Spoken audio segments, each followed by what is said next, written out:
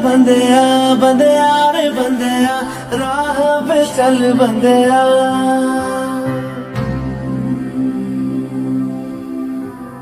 रुक जा रे बंदेया ये रात जरा सी है, बात समझ बंदेया कुछ देर ही बाकी है। रख यकीन आँखों से बादल आज हट जाएगा, चांद तेरी आँखों में बंदेया चल के आएगा।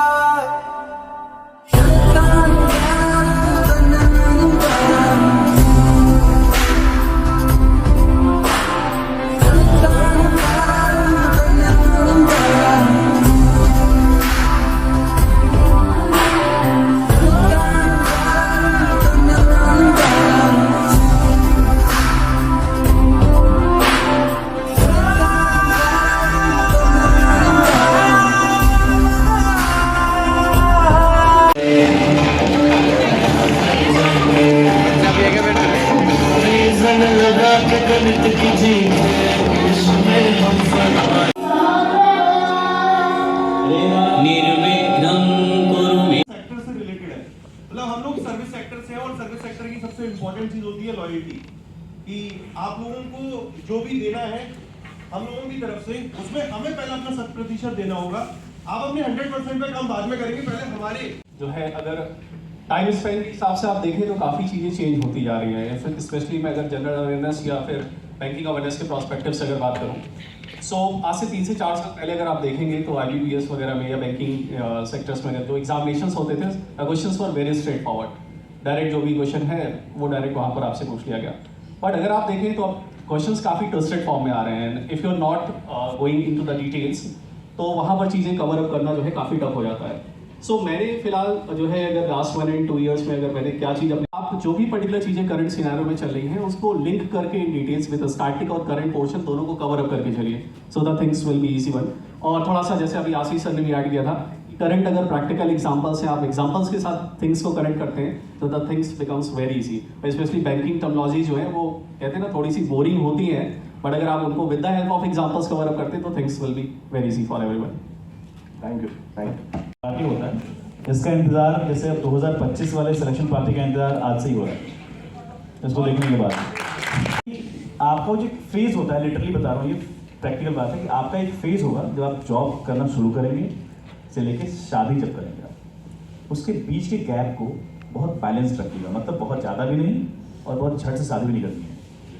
And that duration will let you learn so many things.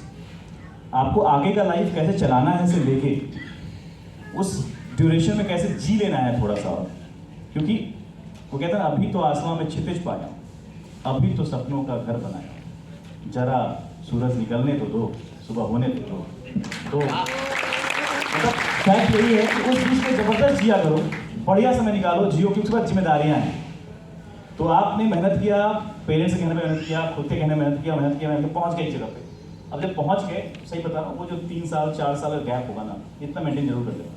अगर आपका एज थोड़ा ठीक ठाक जगह पहुँचा हुआ है, हो गया ना, अब आप एज पे हैं बिल्कुल, तो फिर क्या ही बोला जाएगा। यही बोलने वाले थे ये सब कि गुमनाम था जब तक न कोई आंधी चली थी सामने।